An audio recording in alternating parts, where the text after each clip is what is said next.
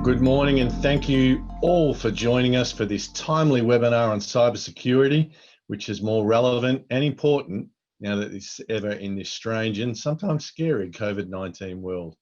I'd firstly like to take this opportunity to acknowledge the traditional owners on the land in which we meet today, wherever that is you're joining us from, and I'd like to pay my respects to their elders past and present. I'm Paul Guerra, the Chief Executive of the Victorian Chamber of Commerce and Industry, and it's my great pleasure to welcome you today. Of course, a very special thank you to our supporting partners, Bastion Reputation Management and Pitcher Partners, for helping us put on this webinar today. There aren't too many issues that have competed with COVID-19 for the most headlines in 2020, but cybersecurity has certainly been up there. Cybersecurity is integral to securing our digital economy and allowing businesses to prosper and thrive.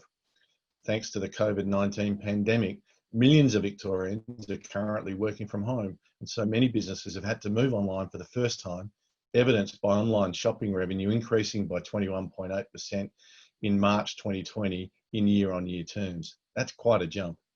Australia's Cybersecurity Strategy 2020 states that cyber incidents targeting small, medium and large businesses can cost the economy up to $29 billion per year nationally.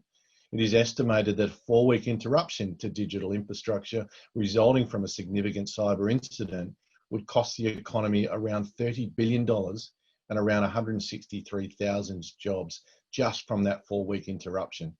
So it's quite topical, and it's great to have you all here today, but more importantly, it's great to have our panel of experts here today as we really, and I'm going to look forward to hearing what they've got to say around the threats and how we can avoid them, especially in this COVID-19 environment.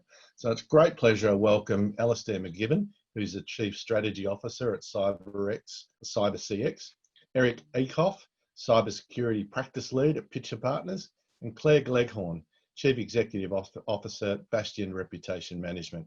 So with that, let's get underway. And Alastair, I'm going to direct the first question at you, if that's okay. How can we meet the cybersecurity needs of Australian businesses and the public sector departments, not only through COVID, but as we look to come out of COVID? What do we need to do to meet those needs? Well, good morning, Paul, and thank you to the Victorian Chamber for having me. It's a bit different to the breakfast that we would traditionally speak at, and g'day again, Claire and Eric. Nice to be at least sharing a virtual stage with you. Paul, I'll start by saying when we talk about what the needs are of businesses and governments, those needs change really rapidly when it comes to cybersecurity. In fact, what I would say to you is that the risk associated with cybersecurity is worse today than it was yesterday, and it will be worse tomorrow than it is today. And that's not because I peddle cybersecurity services. It's because of 3 key factors. The first is the threat actors themselves are emboldened. The second is that the threat surfaces that we're trying to protect are more complex.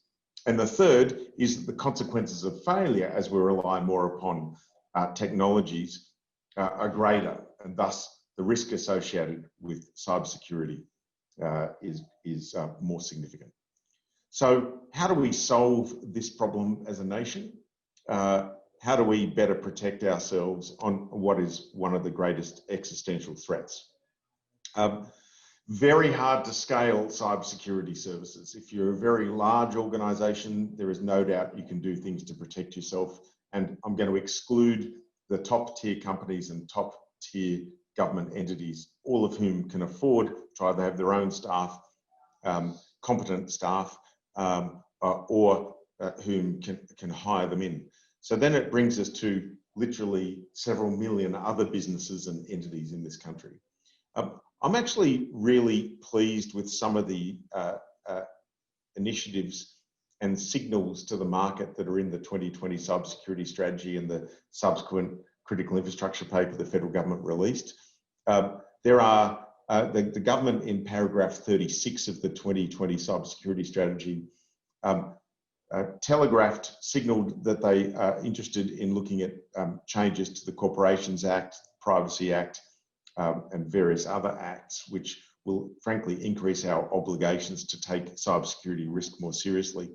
And I'm a supporter of that and increasing the fiduciary duties of directors and officers, not because I'm or for causing pain, but because the market has failed to date. So I think one of the ways we will actually get better at it is actually having to own the risk. And unfortunately, that does mean some type of obligations. The other thing, and I'll shut up because I know there are plenty of other people to speak and plenty of other questions, is the last two areas I think we need to really focus on is supply chain, understanding the relationship that we have with other organisations. So even if we think we get cybersecurity right ourselves, it's understanding those who supply, who we rely upon to carry about our business. And the last one, Paul, is I'm really pleased to see quite a nascent, but I think soon to be impressive capability in Australia, this cleaner pipes concept that National Australia Bank, Telstra, a range of other ISPs and tech companies are involved in, with the aim being that threat telemetry would be shared, threat indicators would be shared, and we can kill a lot of threats in the pipe so that end users in families and small businesses can be better protected because the threat doesn't actually get to them, or even though the threat gets to them, they can't actually execute the threat by going to the dangerous website or have the malware do what it needs to do. So I think those things will take us a long way. There's no mission accomplished sign when it comes to cybersecurity, but I think we're actually heading in the right direction. That's actually one of the key points, isn't it, Alastair? We'll never have mission accomplished on this. It'll be ever present. Hey, when I come back to you, it'd be great if you've got the website for where people can get that 2020 strategy downloaded as well. You've clearly memorised it off by heart, which is great. Yes, Eric, Eric, I'm going to come over to you. And first of all, thank you to Picture Partners for helping present today, and yourself for coming on. But how has COVID, lockdowns and the sudden move to working from home impacted organisations, the security of the company, and of course their people? Information is key here, and that's what we're trying to protect.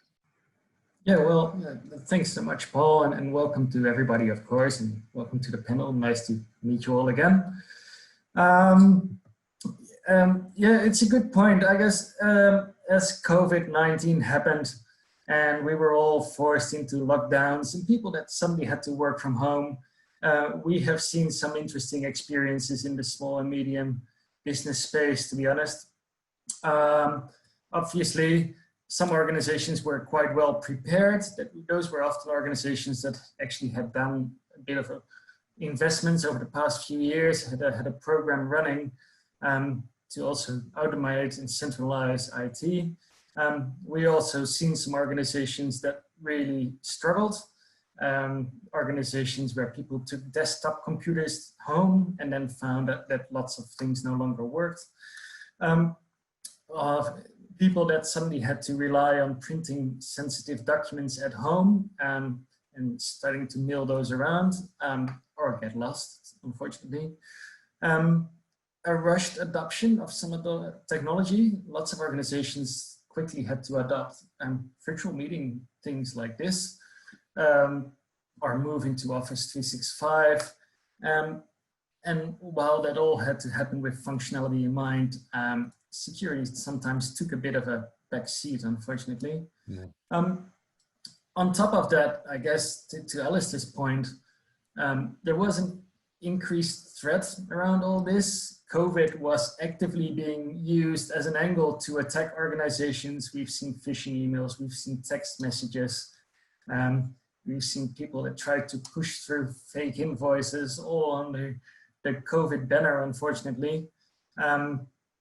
So it's interesting to see how hackers use events like this to their advantage, I guess.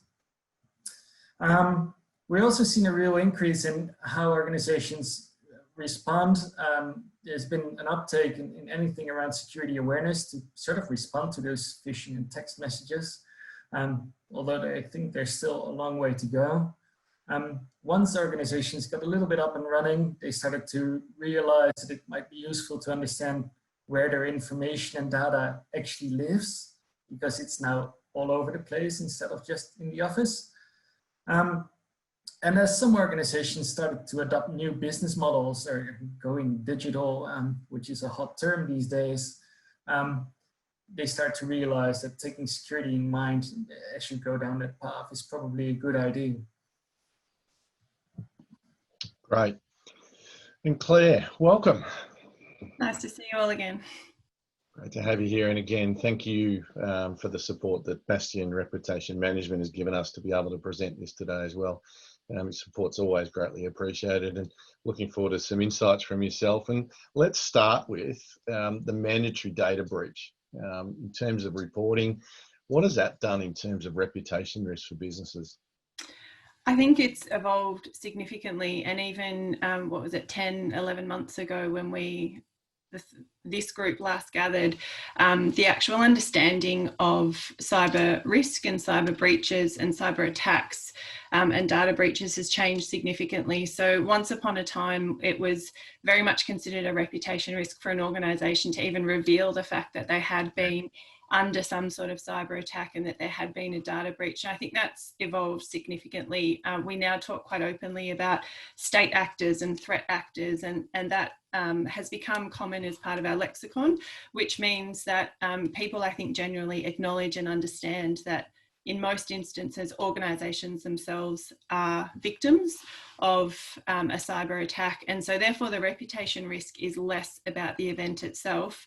Where it does become an issue is on how you respond to that, how quickly you respond to it, how openly and transparently you respond to it, how much you're able to get on top of it, show empathy, deal with the potential for how you're getting in touch with those people.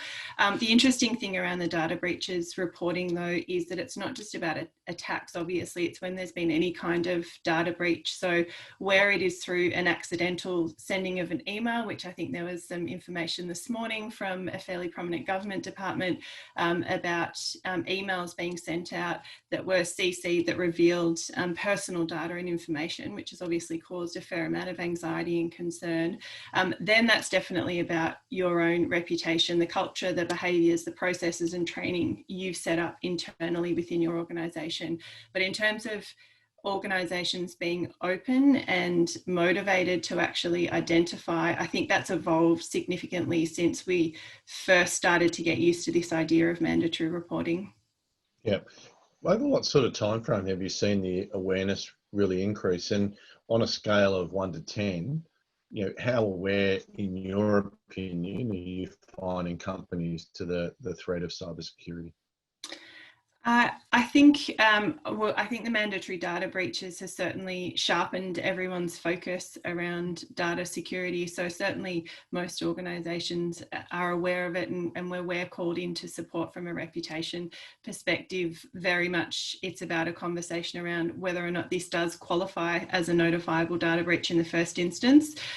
So it's encouraging to know that they're getting the right people around the table to have those conversations. And I think for us, it's heartening to actually work really closely with lawyers. We're not usually on the same side necessarily, but working in really close partnership to decide what is legally potentially deemed a low risk and not qualify as a notifiable data breach doesn't necessarily make the reputational risk go away, because that information could get out in some other regard. So I think over the last sort of 6 to 12 months, organisations have become much more aware of the need to handle this like you would any other risk. And I think the conversation that Alastair broached around how do we actually take this on in terms of accountability and understanding is building it into your common understanding around what the risks are that are facing organisations. Yeah, it's good. I'd agree. I think the heightened over the past 12 months, part of it's COVID, part of it's awareness, I think it's gone up as well. Alastair, I want to come back to you, and I don't know whether you found the website that you can give our guests a lead into. I've done my homework for you, Paul. You could throw it into your favourite search engine or go to homeaffairs.gov.au, and on the landing, on the main page there, click on the cybersecurity tab. There are 2 documents for people to read. One is the 2020 cybersecurity strategy, and the other, if they think they might fall into a critical infrastructure category, and the federal government is proposing to increase from 5 critical infrastructure sectors to 12. Actually, it's 13 because they excluded government, but there'll also be critical infrastructure. There's a secondary paper there to do with the proposed changes to critical infrastructure obligations that they'll look to push through Parliament either at the end of this year or early next. So right. yeah, the homeaffairs.gov.au. Yeah, and we'll get that into the chat box shortly. So let's pick it up there. I'll throw it into the chat box. That was silly of me. Look at that. I'll do that. In one of the gaps, let me ask you a question now. 1 in 5 have experienced identity thefts, which I still find amazing. Do you think as a nation we're taking the threat seriously enough yet? Well, I'm actually surprised that number's so low. What you don't know, you know, crime stats, you don't know what you don't know. But once an identity is stolen, you can't ever put that genie back in the bottle. Once your credentials are stolen. So it's a really, I mean, you can change your driver's license number, change your credit card details, but your basic facts, who I am, where I was born, what my date of birth is, my mother's maiden name, all those other things. And there's only one lot of that information, which is why when we look at things like using biometrics, we've got to be careful too, because once our biometrics are stolen and criminals know how to replay those, then how do I prove I'm me versus a criminal who can prove numerically, mathematically that they are me as well through biometrics? So we're in a tough thing, but I'm going to pose an even bigger problem for you. The short answer is no. I think there has been a market failure. I've been in this space for an awfully long time, from law enforcement to government to corporate and the like. No, but as you know, confidentiality is only one aspect of cybersecurity. The integrity and availability bits are equally, and I'm going to say increasingly more important for us as a society. So I often say, Paul, we give ourselves a C- when it comes to how we've protected confidentiality of information, including, as you say, 1 in 5 Australians, noting that number could be much higher. How, you know, and if that's an area we've focused on over the last 15 or so years, what about integrity of information and availability of them, where you start getting destructive things happening and we can't rely upon systems as a society? That's where I get a bit more worried. But overall, the other thing I note in your introduction, you talk about the $29 billion in harm. It's important for people on the call to realise that the federal government used to quote $1 billion. In the space of a couple of years, through various things, and we all know it's hard to estimate the impact of crime and other things, that number jumps to 29. I'd argue that number's low, and that it's actually more significant. That is a demonstrable drag upon our economy as we try to pull ourselves out of a COVID environment, as we look to rebuild a changed society, that our kids are going to live in a very different world. We have to make sure that drag, I call it, like, I often used to refer to the effects of cybercrime and cybersecurity as like having a chronic illness, as sort of this thing where you can still survive, but it's kind of dragging you down. And that's a drag on our economy. It's a cost to us as business and government. So what we've done, and sorry for my long answer, I will shut up, I promise. We've kind of flipped the model the wrong way, where we've driven cost into ourselves and the way we do business and not into those that are going to do us harm. So, you know, the byproduct is, you know, perhaps a $29 billion drag on the economy or more, 1 in 5 Australians losing their identity, and on it goes.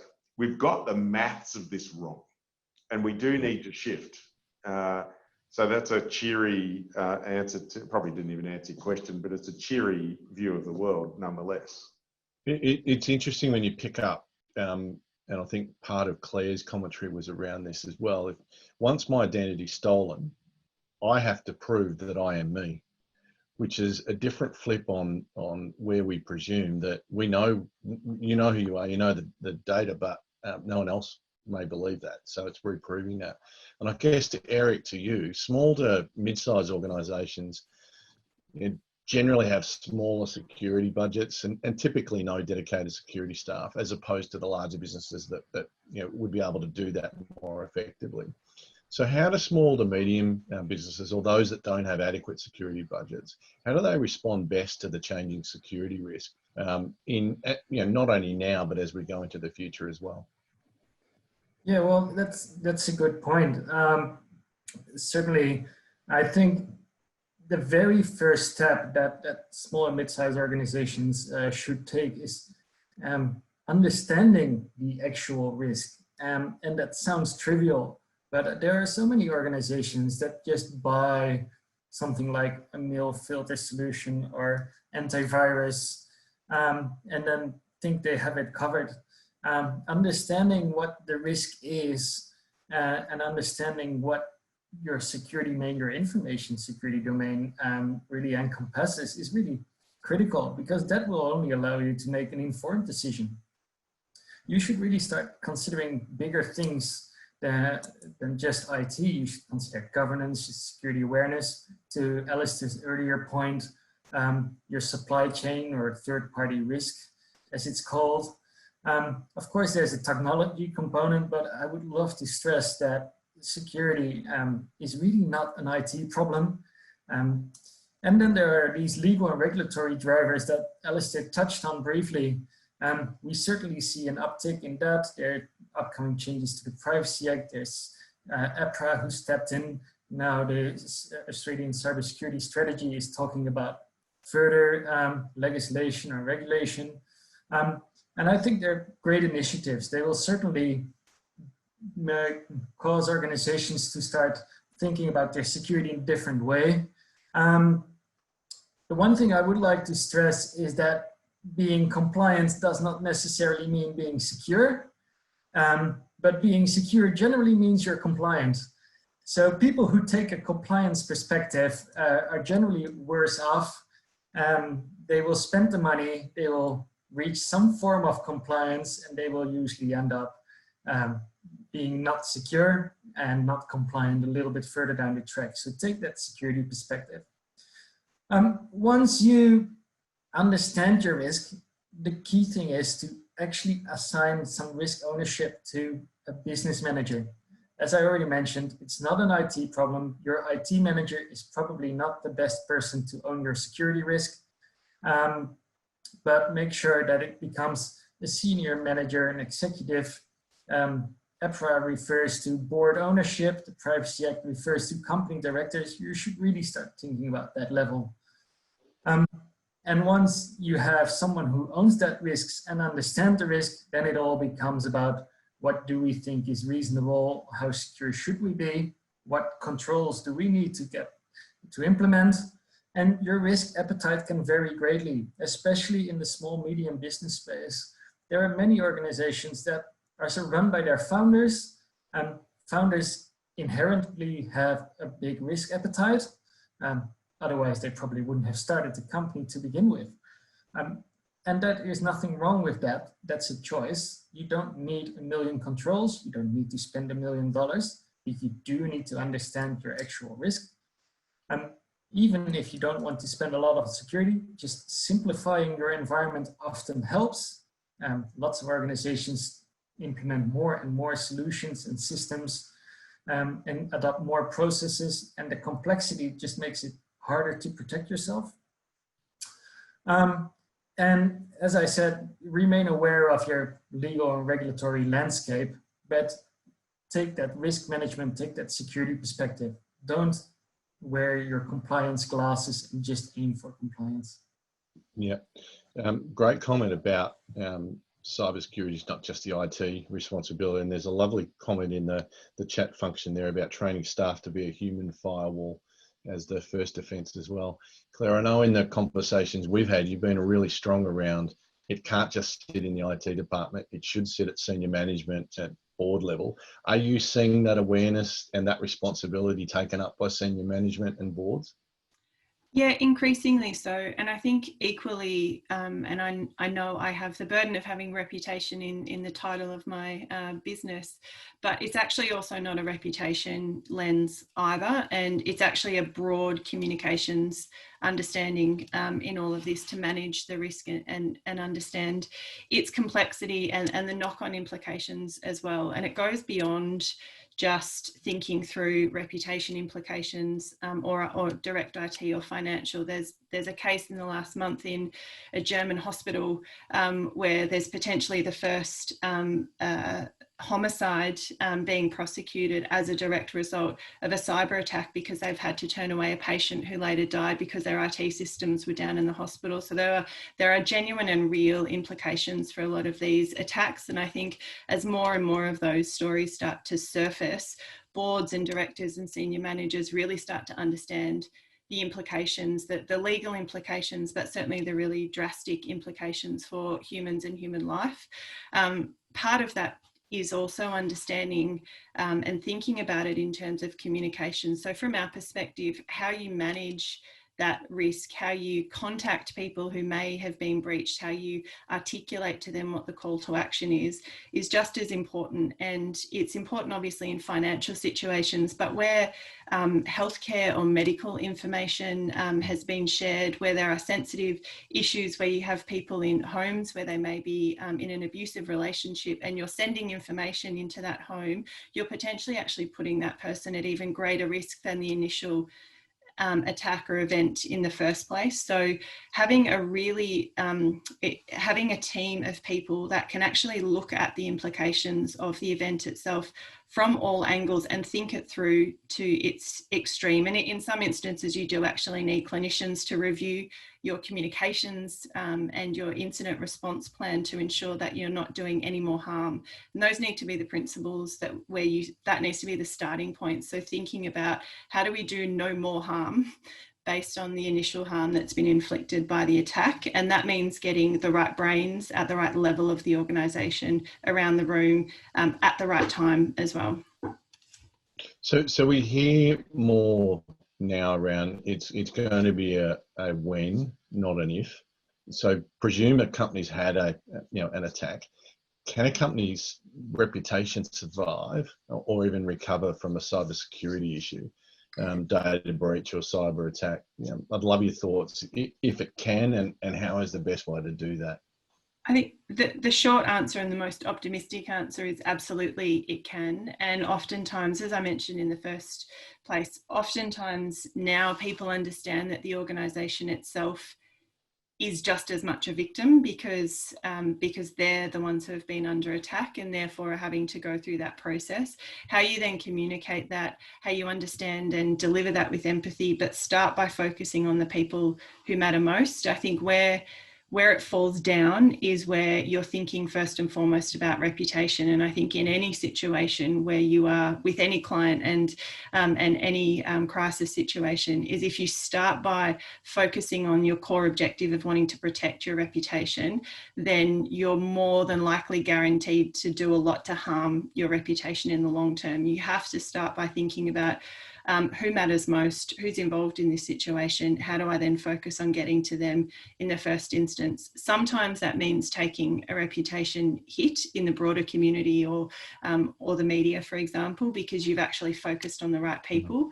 But equally, having a policy that is purely based around we will be completely open and transparent in those examples I've used earlier, that can actually also be incredibly detrimental. So you really need to understand the situation.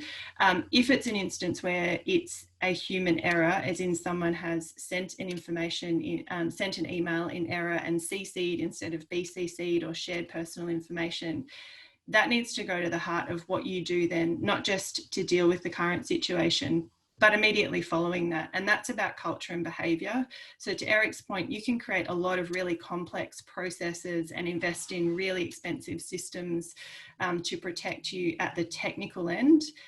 But if you don't then instill a culture and behaviour of ensuring that staff members and people within your organisation know how to work in that environment, then you're more than likely going to end up with a situation where, to Eric's point, you are non-compliant because you have people who are not trained up, who haven't completed what they needed to, or don't have a culture of seeing something and saying something when they see an email that looks suspicious. Great. Now, I'm going to come to Eric before we open it up for the audience questions. Eric, simple run around insurance. Many organisations have got cybersecurity insurance. Does that insurance mitigate the organisation's risk? Yeah, that's a great question. That is a conversation I have at least on a weekly basis, especially I guess in the medium business space where they're not quite sure how to go about and think, if I have insurance, I'm basically covered. They say that you transfer the risk to your insurance provider basically, and then they talk about all the benefits of getting compensated, both in operational losses and also in I guess, litigation losses when incidents occur. I personally don't think that it mitigates your risk. Insurance is really a last line of defense. Your reputational damage is still there. So yes, you might get some money, but your reputational damage is there and difficult to quantify. You might lose customers, they might not come back. There's a lot of fine print involved in insurances. Not all insurances are equal in that sense. Not everyone gets the compensation they thought they did. I think I touched on a company last year, Mondelez, which is a very big company, who was hoping to get $100 million US and are now in court hoping to actually get it. Their insurances generally come with some questionnaires that people have to fill out, and based on your answers, the insurance company will calculate your premiums. That is very much similar to those third-party questionnaires that you get from other businesses these days.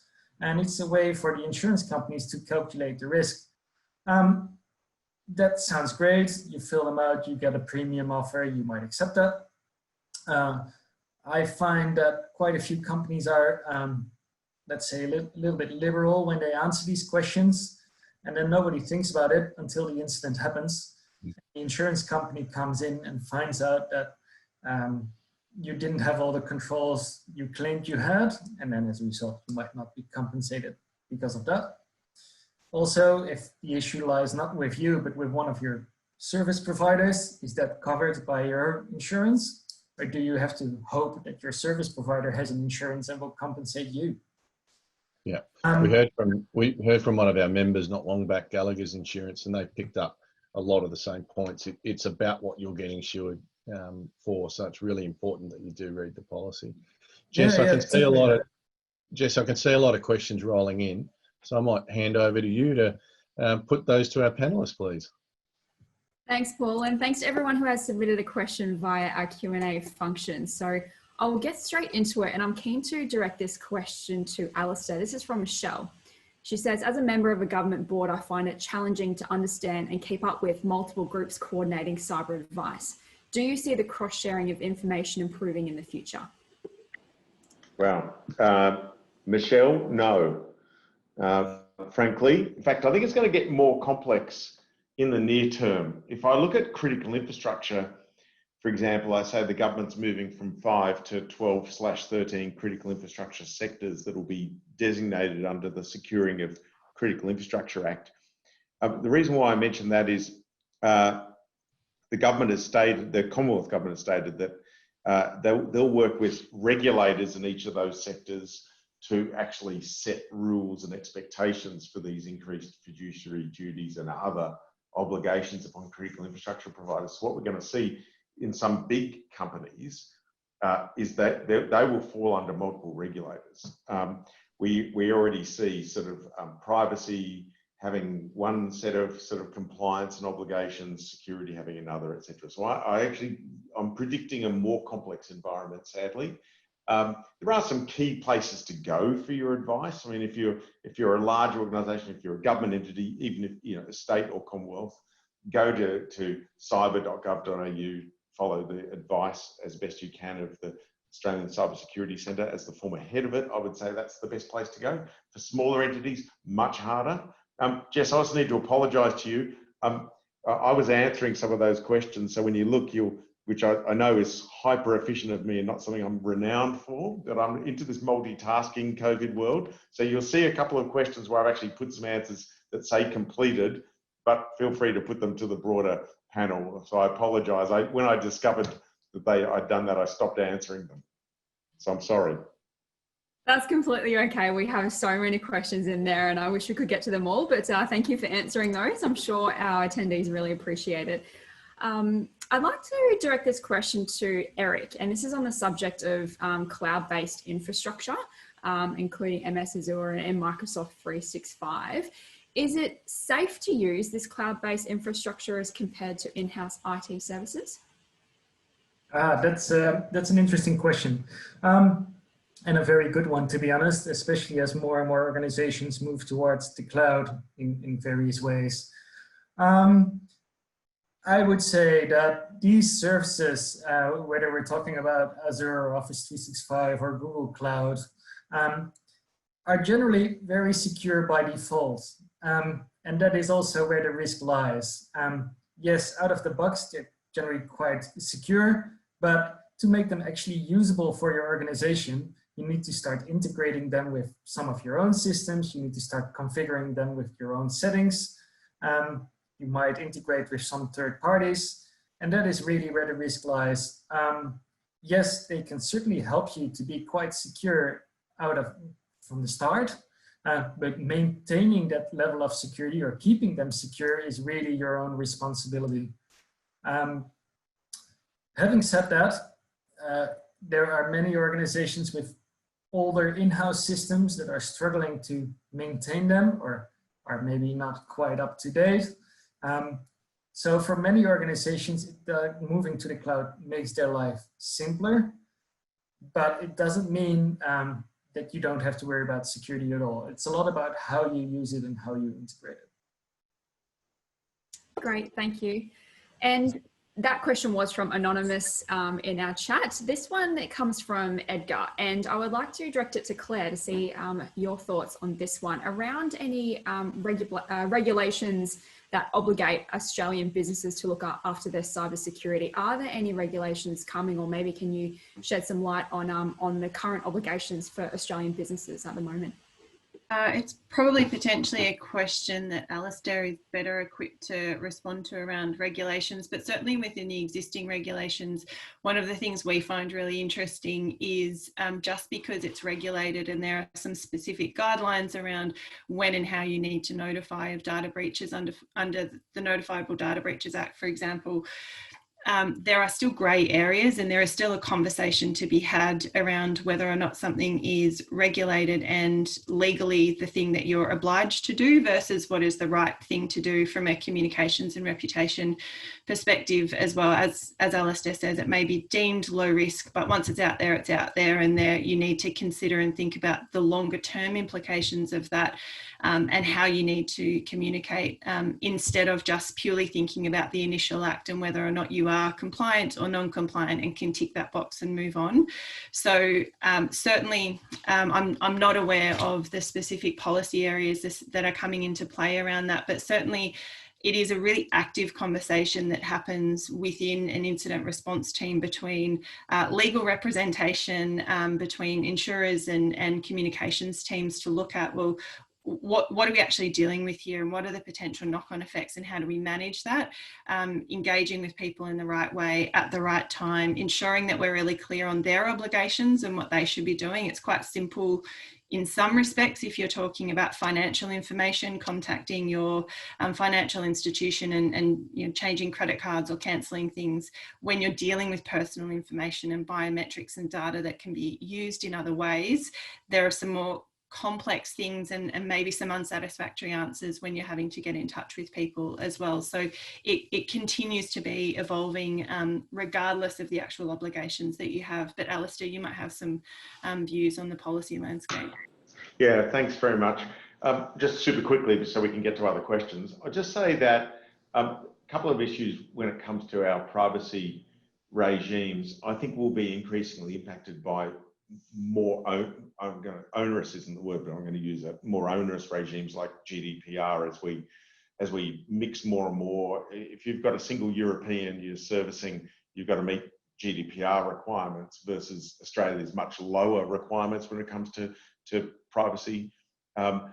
I've seen an awful lot of cuteness, I'm going to call it cuteness, and that's not the right word either, from lawyers and others who argue whether or not a notification should be made. We've got to get ourselves out of that mindset of where we're in trouble if we report. The whole idea of the regime was to bring some level of transparency, obligation, discussion as a society. Stop blaming victims. So a victim is not just the person who's had their data spilled, but it's the company or government organisation that's been breached by the offender. You know, I was a police officer back when I first started my career, and we learned pretty quickly, albeit not quickly enough, to stop blaming victims, particularly women who were victims of crime, to say, well, you should have known better. It's the same when it comes to companies. I mean, sure, it's complex. Sure, you can do more things to protect yourself, but the people, we shouldn't be scared to say, I've been a victim of crime, even if we're an organisation. Get away from that mindset. I'll say it to the media every time.